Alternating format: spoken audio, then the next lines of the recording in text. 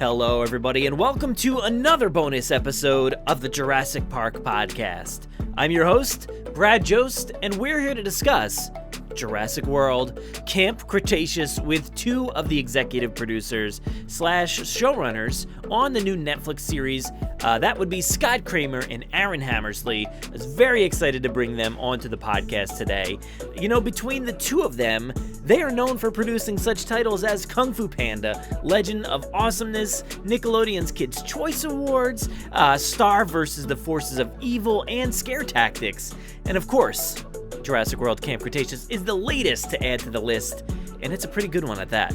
Today, I chat with the two of them about the choices surrounding Canon, some of the dinosaurs in the show, of course the art style as well, the score, and so much more. And don't worry, it is completely spoiler-free. We talk a lot about different things, but we try not to touch on any spoilers at all, so you guys can enjoy this one before the show hits on September 18th. Now, before we get started, I did want to mention, in case you didn't get a chance to check them out already, but myself and Tom Fishenden had the chance to view the show early, so we put together a video review / podcast kind of thing featuring all of our non-spoiler thoughts on the show. It's a feature-length podcast, so please enjoy that one. We also have a shorter review, also produced by Tom, for a quicker hit if you want to do that. And then we also have Tom's written review over on our website, JurassicParkPodcast.com. But without further ado, let's go ahead and dive right into my conversation with Scott Kreamer and Aaron Hammersley, executive producers and showrunners on Jurassic World Camp Cretaceous. All right, so welcome to the show, guys. I'm sure you must be thrilled, obviously, to be on the brink of people finally seeing your show for the first time and binging it like all weekend long. How you guys feeling? You doing good?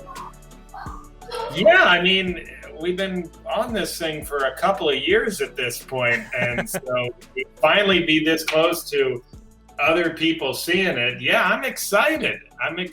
You know, I think we did I really like the show, you know, so I hope other people agree. I don't like it that much, so I'm but this took a turn right off the top. Paycheck. I am getting paid. This is fine. It's fine. Yeah. I get to work from home right now, so it's good.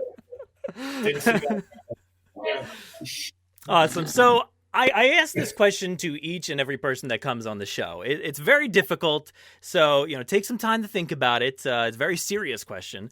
So if you guys were stuck together in a kitchen with a velociraptor, what would you do, and would you make it out alive?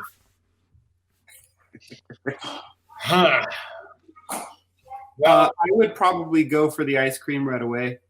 I would, just.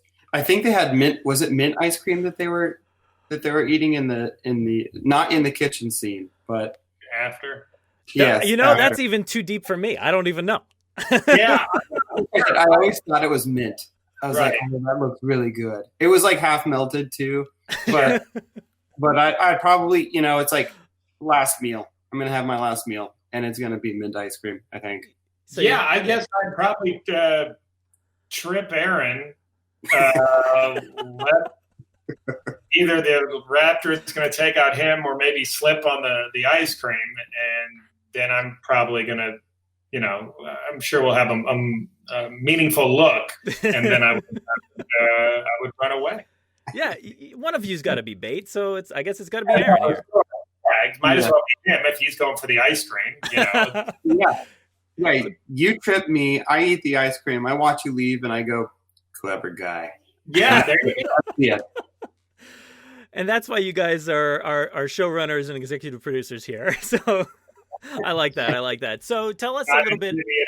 Yeah, tell us a little bit about your roles here for Jurassic World Camp Cretaceous. Well, gosh, it's a big giant machine, and we try to keep it on the tracks. Basically, I mean.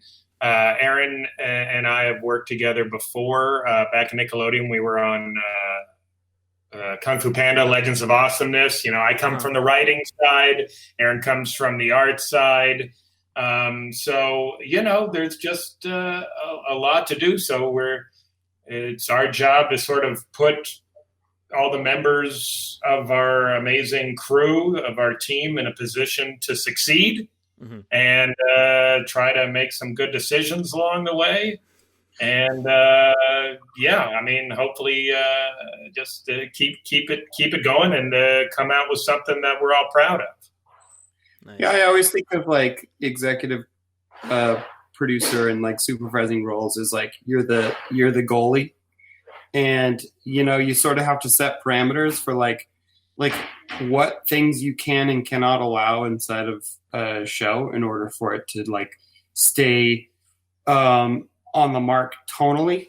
And I think that's sort of the big thing is like, yes, we do a lot of stuff, like Scott's obviously deeply involved in the writing but oversees, the storyboarding and the records and the design and, from the step one all the way to the end, he's very involved. And my biggest contribution is like on the story side with the storyboarding, building the animatics, getting those things tied down. And then we do obviously a lot of stuff in post-production with working with our composer and, working out the animation.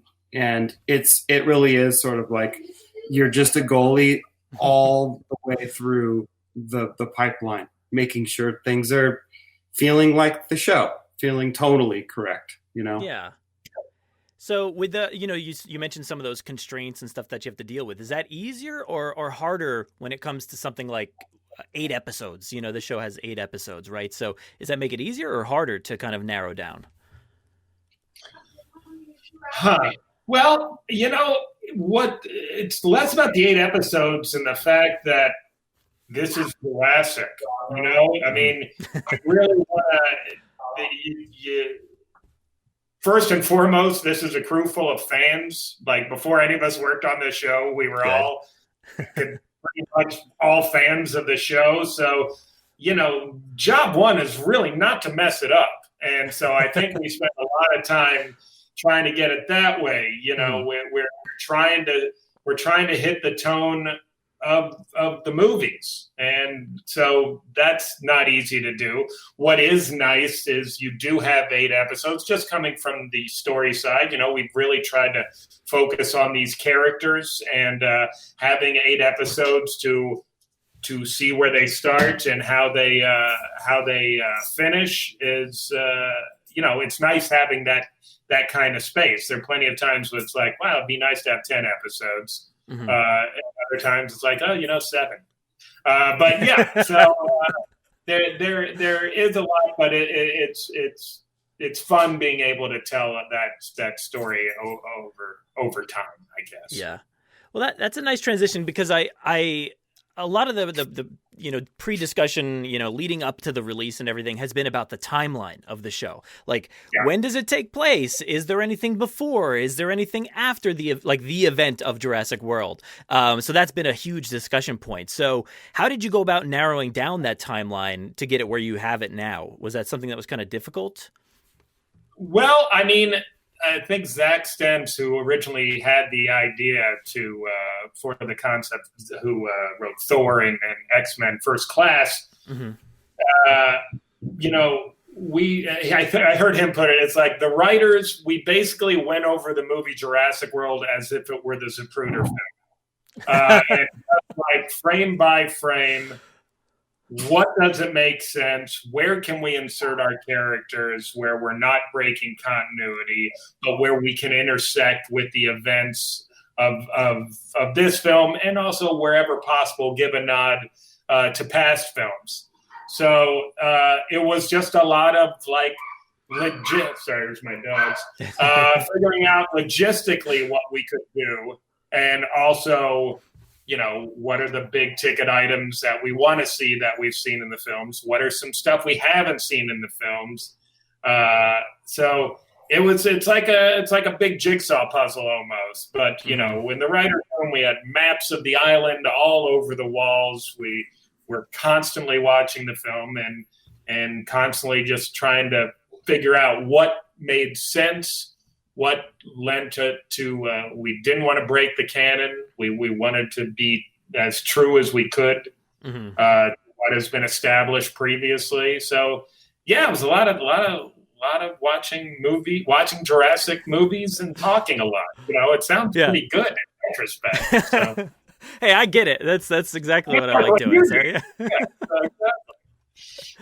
Yeah, I had to imagine that timeline is kind of tough. Like we were saying, it's 8 episodes, and you have to fit a certain amount of stuff. You have to tell your own story, but you also have to weave in and out of the Jurassic World story. And I just love the way that you guys did that, the way that you kind of pinpointed times, on the timeline where you're like, hey, this is where we are now, and then we're going to move past that. That was really cool. I felt like that must have been a little tough to kind of weave your story in and out of, but you guys just nailed it. It was awesome. Oh, thanks, man. Yeah, appreciate that very much. Now, you mentioned Canon, so that's I want to skip ahead and talk about that real quick, because that's another talking point that we all wonder. And it's kind of been said here and there, but just lay it out, right? This is full Canon, right, with the rest of the movies and everything. 100%. Okay. Colin Trevorrow was very involved all the way down the line. Like. He had told us early on it was always his dream to be in a Hollywood writer's room. And it's like, well, TV animation, we'll take it. Well, I don't know if we're officially a big Hollywood writer's room with our few writers just doing what we can. But that's, Colin came in, he worked with us, Zach Stentz came in. We all worked together to establish what we could do, what we couldn't do, what to stay away from, because as we're doing it, Colin was writing Dominion. So what's coming up, what steps on something that might be coming up. So yeah, it is our intent that this is absolutely full canon. Mm-hmm. Yeah, and it feels like that. It really does. I watched through the entire thing, and I'm like, all right, I don't see anything that really strays away or makes me question anything. So I thought that was really good. That was awesome, and I think a lot of fans will be really pleased about that. And yeah, it made me wonder, is there any Easter egg or anything that I don't want to give away too many spoilers or anything at all, but was there one Easter egg that maybe you want to mention that was something you really loved adding into the show? Boy, I don't want to be spoilery. I know. Yeah, maybe something that was in the trailer. Is there anything in the trailer that was an Easter egg? That was an Easter egg in the trailer. God, I don't know. Can you think of anything, Aaron? Not off the top of my head. Yeah, I don't. I just want people to go and see it, and I'm sure there'll be. Your listeners and viewers, there'll be people tearing apart and, minutia and that's why we feel a tremendous responsibility to get it as close to right as we could. Mm-hmm. But, sure. They're little, they're out there. Yeah. I was pleasantly surprised with all the things, literally from the start to the finish. There's just little things sprinkled throughout, and I think it's something that people are going to have to watch multiple times over to catch all those little details. So you mentioned. Yeah, I'm sorry. One of the things it's you want to do those nods, but you don't want to shoehorn them in there. You don't want to force it. I think as Aaron has talked about being that goalie and. Always having an eye on, are we going too far for, fan service? Are we going too quippy? Are we, when we're really trying to tell this grounded story. Yeah. So that's a big part of it. Yeah. I think that our parameters were if it made sense to put in these Easter eggs within the story that we were already sort of crafting, then we certainly did, and we would find opportunities to insert those moments. But we never wanted to shoehorn it. So yeah. There it is. So I think one of the things that you guys had a good handle on and creating this greater world for Jurassic World. When we first saw Jurassic World in the theaters, there's that wonderful shot coming out of the hotel room with Gray, and he's just like, I don't want to wait anymore. And you just see the entirety of the park, right? You get to see everything. And of course, the movie focused on a lot of that stuff, but it didn't get to weave in and out of everything. Was there, or how important, I guess, was it for you guys to visit new locations, to build out that world a little bit and create your own version, I guess, of Jurassic World? Yeah, I mean, it was. We wanted to hit the place, you see the, we go to the Mosasaurus Lagoon, you see that in the trailer, but we did want to establish our own thing. And part of it also was out of necessity, I guess the way that, the shark didn't work in Jaws, and then Spielberg, created this whole mood with it. It's like, we're not a feature, and we can't have 1,000 extras, and we can't build up every single location. And, we built a lot, and we were lucky to get a lot of the models from ILM of different, we had to simplify them, whether it's the dinosaurs or different sets to work on the TV pipeline. But yeah, we wanted to what's it like in the places you didn't get to see? What are some of the rides that Zach and Gray didn't get to go on? Well, where are other places? And also part of it is we couldn't be where the action of the movie was at that time. We wanted to be close to it. We wanted to acknowledge it and wherever possible, intersect with it. But like I said, just not in a way to break the canon. Mm-hmm. Yeah, I love that. And you mentioned the ILM assets and stuff. So you got to work hand in hand with that kind of stuff and make sure that these dinosaurs specifically, because that's one of the main things. You can kind of work your way through some buildings and create the atmosphere and everything, but the dinosaurs have to be spot on, right? So I think that was awesome. It was nailed. Some look like a little bit softer than the versions we see in the films, but I think that's just what you're going to have in an animated show. But they look beautiful. They look so good. Talk about the design of the dinosaurs. How did you go about choosing some of those dinosaurs for the show, especially since a lot of these dinosaurs weren't really seen in Jurassic World? Yeah, well, I mean, we could only choose so many.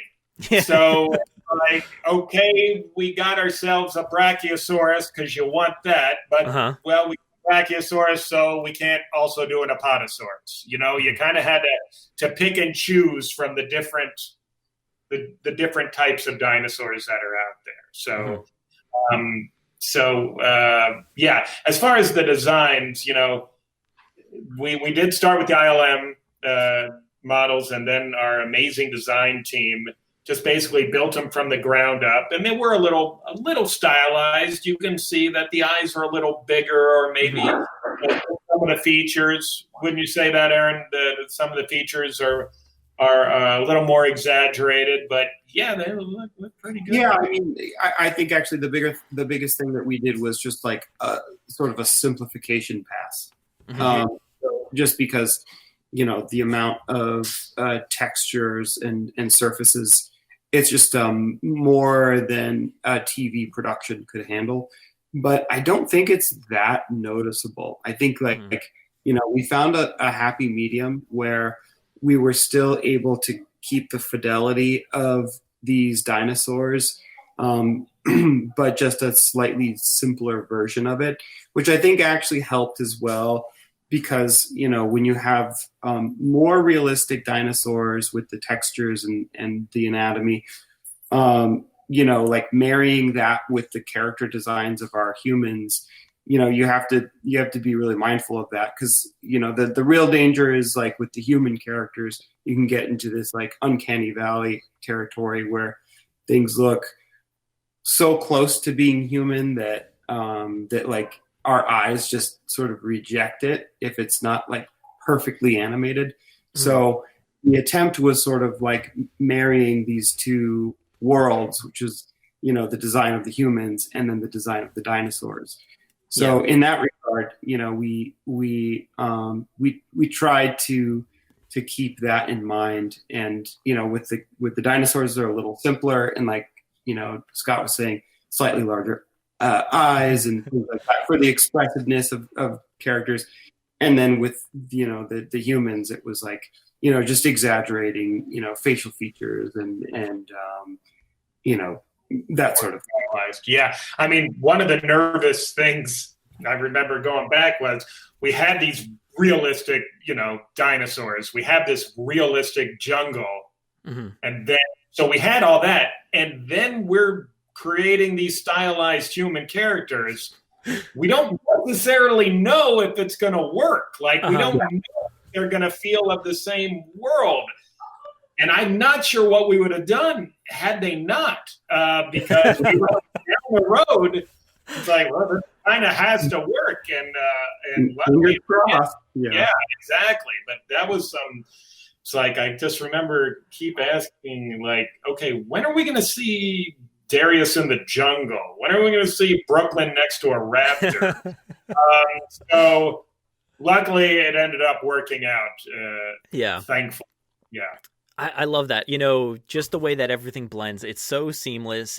You can honestly pop some of these dinosaurs and stuff right off this screen here into a movie. I think it all works really, really well. Everything just works hand in hand. We were all worried, I think, because this is our first time having an animated series, anything different than live action in the Jurassic franchise. So it was a unique experience, and we were all hoping and keeping our fingers crossed that this works, and this is something that we can believe and really feel works within the confines of the films. And actually, speaking of those character designs and stuff, I feel like things must have changed at some point, because when that poster was released, right back last year sometime, it almost looked like the characters were a bit different than they ended up out today.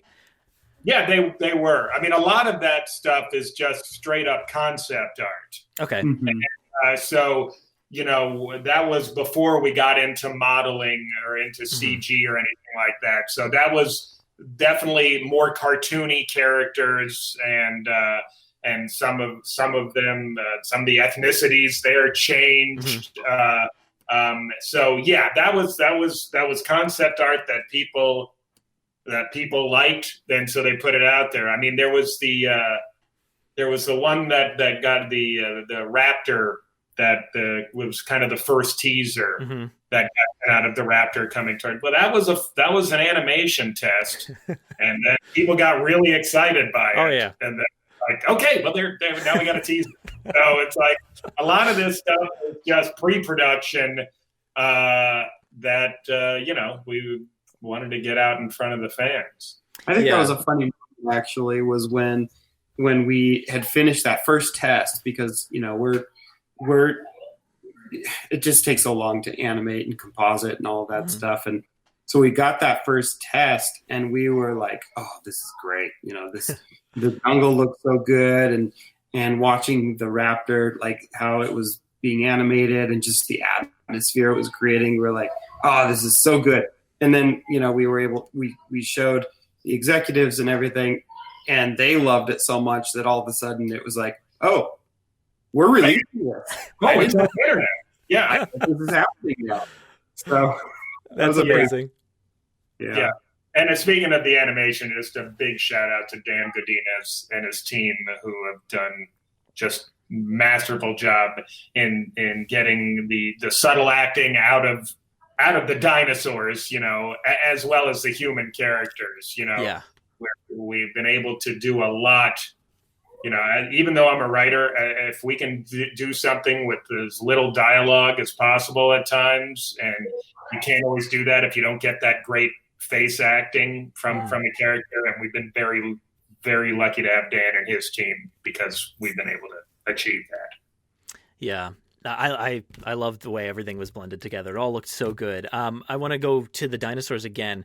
Stuff like, you talked about the Brachiosaurus. That is I love that was included here, because it's not something we actually saw in Jurassic World. Of course we have, you mentioned you have maps all over the place. We have maps and stuff that tell us they were in the island, but we never actually got to see them until the second film. And so stuff like that was really cool, I think, for me as a fan. And, you see the Sinoceratops in there, and it's like, oh, this is a nice way to bridge a gap and kind of answer some questions for Fallen Kingdom. And same thing with like the Carnotaurus. I think that was really like a brilliant way to kind of bridge that gap and create a more cohesive universe for those two films specifically.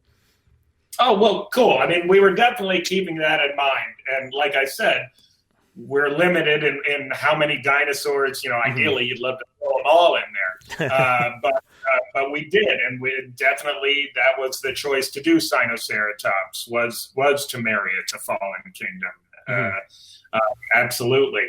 So and Brachiosaurus, it's just I mean, obviously we refer a lot to Jurassic World, but at its heart, we look back to the original film, and you need a Brachiosaurus, otherwise, what the heck are we doing here? Yeah, it's really like the main dinosaur, one of the main dinosaurs you think about when you talk about the awe and the beauty of these dinosaurs, and the way you bring it into the show is exactly in that same frame of mind. So that was awesome.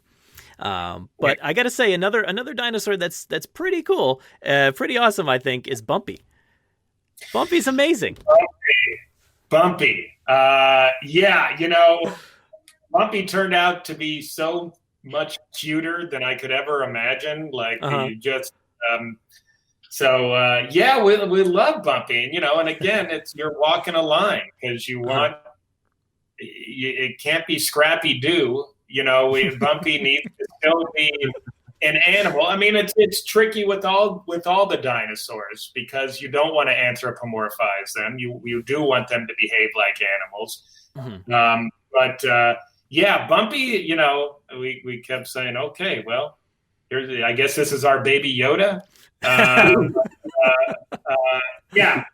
Bumpy is great. I really love. I'm a big Bumpy fan. Yeah. How did you? Go ahead. Oh, sorry. I think like Scott was saying, the real trick, especially in animation, because we're all coming from like animated series, is like not going too far with anthropomorphizing our dinosaurs, especially one that you're spending more time with, and Bumpy almost being like a pet. Like it's very easy to go into that territory of treating it like it's a dog or something, right. or giving it more agency or like, more intellect than it probably ought to have. So that was a big thing for us to just watch out for, that is making sure that we're not going too far, but also keeping the appeal of that character alive. So it was definitely a balancing act with a character like that. Yeah. But she is great when we love her. So I'm glad you like her. Yeah. It's good to hear you talk about, towing that line between, not anthropomorphizing. I can't even say that word. You know what I'm saying? Making her too, like a human or a dog or something like that. So I think a lot of fans will be happy about that. That conversation still happens with, dinosaurs like Blue and others too. So it's good to hear you talk that way. But how did you go about choosing a baby Ankylosaurus? Was that something that you debated over? Was there any other dinosaurs that you ever, opted for, or was it just that one?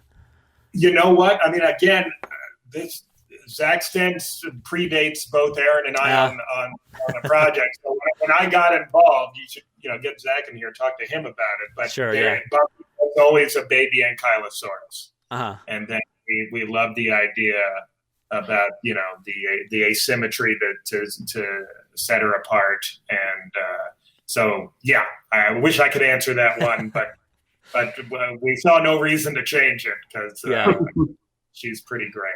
Well, you see that design and it's so cute that why would you, Yeah, exactly. And I have, what do I have? I have at least one Bumpy toy. Have you guys gotten your hands on some of those Camp Cretaceous toys at any point during the creation of the show? We took my kids to McDonald's over the weekend and got the Bumpy Happy Meal toys. We haven't gotten the big stuff yet. So it's a pretty good. Came in a little egg. Really thought it was pretty sweet. I know I haven't gone yet. I need to go to at least go get the Happy Meal toys.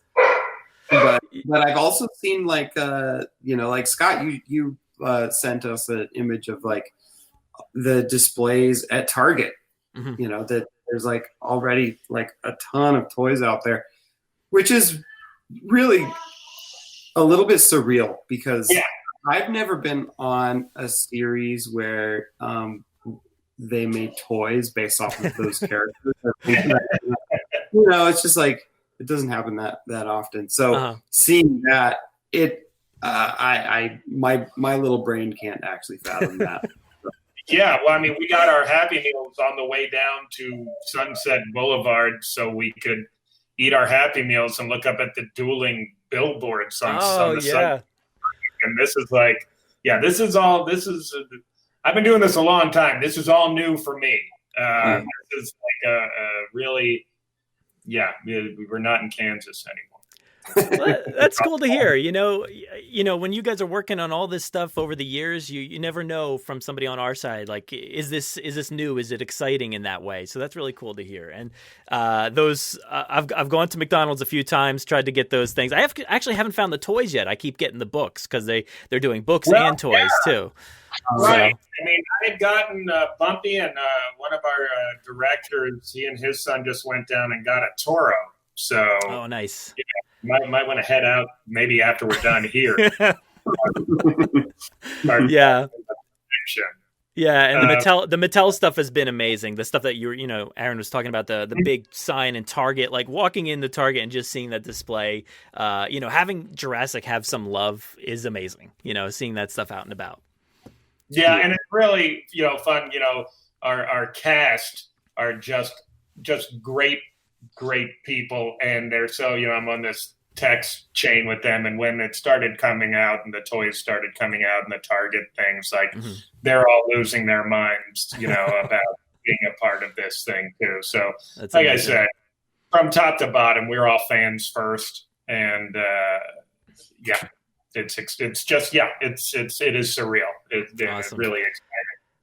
Well, we'll try to round it down here, but I did want to talk about the score really quick because I think you guys mentioned it early on, but the score is something that always pops out to me. It's just I've been so ingrained in all of these Jurassic scores since 1993. They're just become so familiar, and even still today with Michael Giacchino's work, they're so familiar to me. And what can you tell us about the process of adding, stuff from Jurassic Park and Jurassic World, as well as some really beautiful work in between all that as well?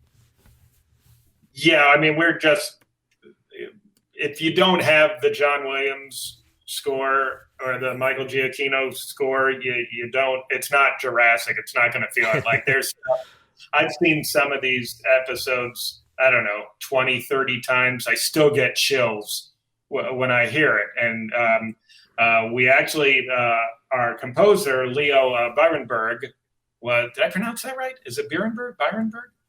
Do you know Aaron? Byron. All right, never mind. All right, anyway, I'm going to tell him not to listen to this. Yeah, don't tell him to listen. Yeah. Leo. But Leo, amazing, and he was actually handpicked by Michael Giacchino. To be on the show, and thank goodness he was, because Leo is amazing. And and has been, like you said, he blends all of the Jurassic Park and the Jurassic World scores, and then pluses them and bridges those gaps. And while making, it's like everything. We want this to feel of the universe, but we're also trying to tell our own story. And I think Leo's doing an amazing job helping us with that, with the music. Yeah. Yeah, I thought it was beautiful, and like the way everything blends together, and specifically the new stuff too. I'm hopefully we get a chance to hear more of that in maybe a release or something like that. It would be great to hear that. I just love any kind of new Jurassic scores we can get. Oh, cool. Well, yeah, Leo's been doing such an amazing job actually marrying everything, and then like putting his own like spin on things. Like he's just like.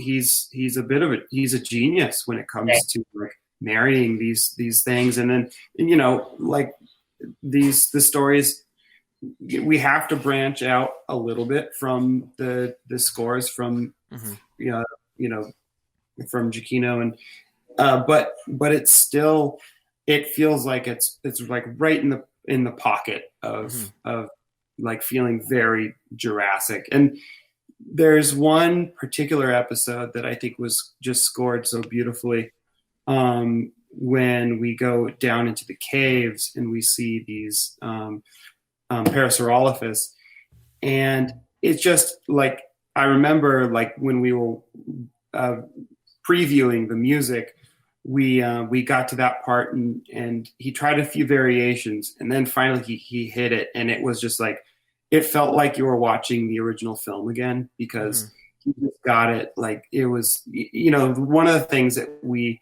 really go for is like just that feeling of awe and majesty that like is so present in the original films, and he's really great at that. So yeah, we're both like incredibly grateful that we got Leo to score. Yeah. The show at times is pretty, emotional. So I think that blends perfectly. Like, that moment you talked about is one that really stands out in my mind. Like, I can still hear the music. I can feel that emotion of that moment. Like, it wouldn't work if you didn't have like that beautiful score in there. So it really just nailed it. That was awesome. Well, that's great to hear. I mean, we didn't want to shy away from emotion in this series, and we didn't want to shy away from a lot of things. A lot of things you don't normally get to do in kids animation, and it's all, hopefully comes together nicely for people. Awesome. So, without spoilers, what can we expect from the future of this show? We have one season here. Is there anything else we can expect on the horizon? Well, you never know. We're hopeful. We feel we have more stories to tell with these characters in this situation, and to continue to watch their evolution. So, hopefully people will like these 8, and, then we'll see what happens in the future. Yeah. That's perfect.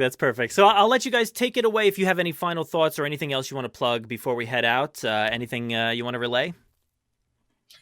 No, I mean, it's just know a lot of love, a lot of care, a lot of thought, a lot of really hard work by some really good people went into this, and it was a responsibility that none of us took lightly. Mm-hmm. And we know you can't please everybody all the time, but we were just trying to do justice, and we worked really hard at it, and hopefully people like it. He said it all. I don't need to add anything to that.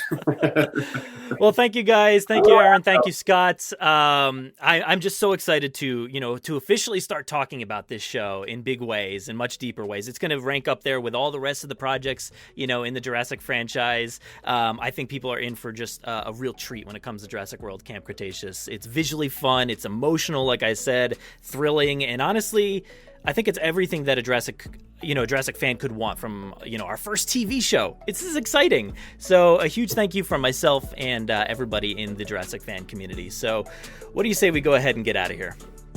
Okay, sounds good. Thanks so much for your kind words and for having us. And, go out there and watch it on the 18th, everybody. Yes. Yeah. Thank you so much. Thank you. Thank you guys so much for checking out this episode. And of course, make sure you're going out there and binging Jurassic World Camp Cretaceous as soon as it hits Netflix. It's an absolute must for all Jurassic Park fans. Any age, anybody out there, go in and have some fun with it. You absolutely will not regret it. Again, please check out our full non-spoiler review of the show over on YouTube, Spotify, Apple Podcasts, Google Podcasts, or any podcast platform out there. Please check out Tom's quick video review over on our YouTube channel. He absolutely nailed that one. And you can also find his written review over on our website, JurassicParkPodcast.com. Be sure to keep your eyes on the feed and on our YouTube channel for full spoiler episodes coming very, very soon. And of course, be sure to subscribe and follow us for any and all Jurassic content at the Jurassic Park Podcast. Make sure you're following us over on social media by starting with our Twitter at Jurassic Park Pod, our Instagram at Jurassic Park Podcast. You can also find us on Facebook. Please go ahead and join our Facebook group. So many great chats happening in there. Please subscribe to us over on YouTube for podcast segments, toy reviews and toy hunts, Jurassic gaming, and so much more. And lastly, please head to JurassicParkPodcast.com for reviews, articles, episode show notes, and everything else related to the podcast. I appreciate you all so much for listening. Stay safe out there and enjoy Jurassic World Camp Cretaceous when it debuts on Netflix on September 18th. Thanks, everybody.